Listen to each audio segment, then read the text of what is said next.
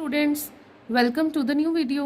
आज हम हमारे इस वीडियो में चैप्टर नंबर 2 पॉलिनोमियल्स के एग्जाम्पल स्टार्ट करने वाले हैं। ठीक है, एग्जाम्पल्स भी उतने ही इंपॉर्टेंट है जितने की क्वेश्चंस इंपॉर्टेंट है। बहुत सारे बच्चे एग्जाम्पल्स छोड़ के चले जाते हैं एग्जाम में, बट एग्जाम्पल्स भी आते हैं। ठीक है, सो आपको कोई भी एग्जाम्पल स्किप नहीं करना है, सारे ही एग्जाम्पल्स की प्रैक्टिस करनी है। ओके, सो चलिए स्टार्ट करते हैं एग्जाम्पल नंबर 1 से। Look at the graph given below. Each is the graph of y is equals to px, where px is a polynomial.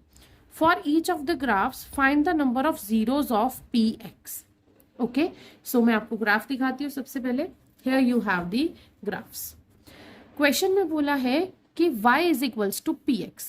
That means सबसे पहले तो आपको इसी लाइन का मतलब पता होना चाहिए। y is equals to px means क्या है? px का मतलब है कि आपका जो पॉलिनोमियल है वो x एक्सिस के अकॉर्डिंग वर्क कर रहा है। ठीक है, दैट मीन्स आपका जो फंक्शन है वो x एक्सिस पर फाइंड आउट कर रहा है। ओके, अब आप देखिए आपके ग्राफ को। फर्स्ट ग्राफ में देखिए, जीरोस फाइंड आउट करने का मतलब है कि जो आपका ये पॉलिनोमियल है ये x एक्सिस को कितनी बार कट कर रहा है। ओके, सो आप जब देखेंगे ध्यान से, यहाँ पर x एक्सिस को इसने 1 टाइम कट किया। So the number of zeros in first graph is 1. Okay. Now look at the second graph. Second graph में देखिए आपका this is your polynomial. आपको फिर से चेक करना है कि आपके polynomial ने x एक्सिस को कितनी बार कट किया है। So here you can see 1 and 2. 2 times cut किया है. So the number of zeros in second graph is 2. Now look at the third graph. Third graph में भी आपको चेक करना है कि आपके इस गिवन पॉलिनोमियल ने एक्स एक्सिस को कितनी बार कट किया। सो देखिए 1 2 3 1 2 3 3 टाइम्स कट किया है। So the number of zeros are 3। Now look at the fourth one. अब यहाँ पर देखिए आपके एक्स एक्सिस को आपके पॉलिनोमियल ने सिर्फ 1 टाइम कट किया है। So the number of zeros is 1। Now in fifth one आपके पॉलिनोमियल ने सिर्फ यहाँ पर 1 टाइम ही कट किया। सो यहाँ पर भी नंबर ऑफ जीरोस कितने हो गए? 1।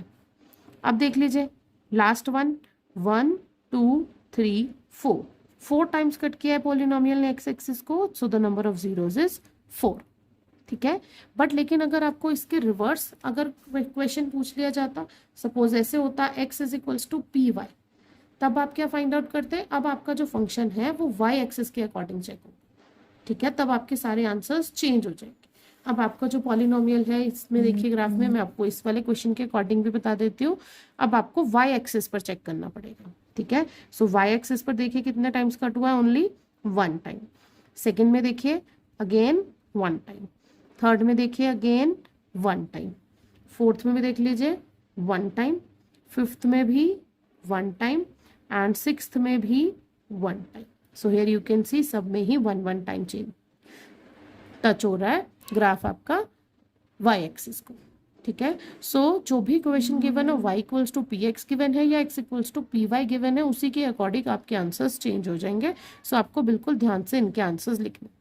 अदरवाइज इस टाइप के क्वेश्चन बहुत ही ईजी होते हैं। आपने देखा इसमें कोई कैलकुलेशन नहीं है, सिंपल आपको देखना है कि आपको आपके पॉलिनोमियल ने ग्राफ को x एक्सिस या y एक्सिस अकॉर्डिंगली कहाँ कितनी बार टच किया है, वो हो गए उसके नंबर ऑफ जीरोस।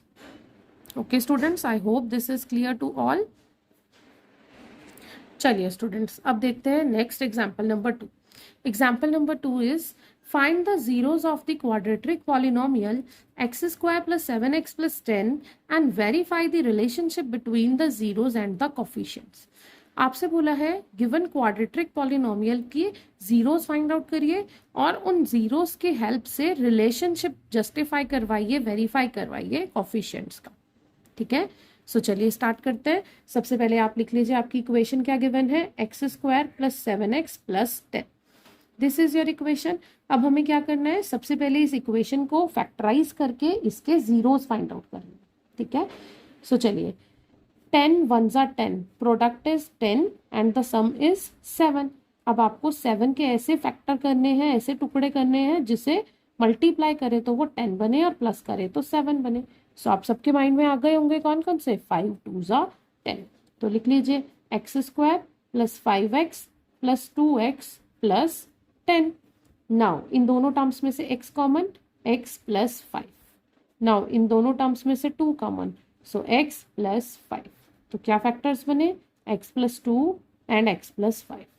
अब इन दोनों को सेपरेटली 0 के इक्वल लिखेंगे, तो x is -2 and x plus 5 equals to 0, so x is -5। तो आपके 2 रूट्स निकल कर आ गए, that means your alpha is -2 and beta is -5।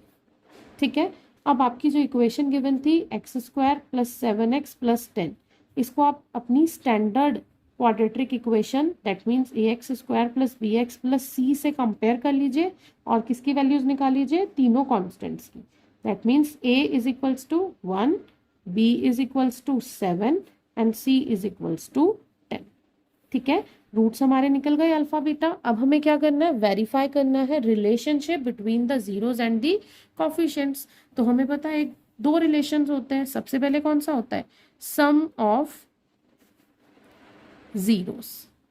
Some of zeros कितना होना चाहिए, -b/a होना चाहिए। और हमारे अकॉर्डिंग सम ऑफ जीरोस कितना होना चाहिए, alpha plus beta. That means alpha plus beta की वैल्यू इक्वल आनी चाहिए -b/a के। सो चलिए सारी वैल्यूज पुट करके देख लेते हैं इक्वल है कि नहीं। Alpha is -2, beta is -5, minus b की वैल्यू क्या है -7 और ए की वैल्यू क्या है 1। Now -2 and -5 is -7 and -7/1 is -7। तो ये हो गया हमारा रिलेशनशिप वेरीफाई। सेकंड एक और रिलेशन होता है जो कि किसमें होता है, प्रोडक्ट में। So product of zeros, product of zeros कितना होता है, c/a होता है। लेकिन हमारे अकॉर्डिंग कितना होना चाहिए, अल्फा इंटू बीटा। इसकी वैल्यू कितनी आनी चाहिए, c/a। Now alpha is -2 into beta is -5 is equals to c की वैल्यू कितनी थी 10/a की वैल्यू 1।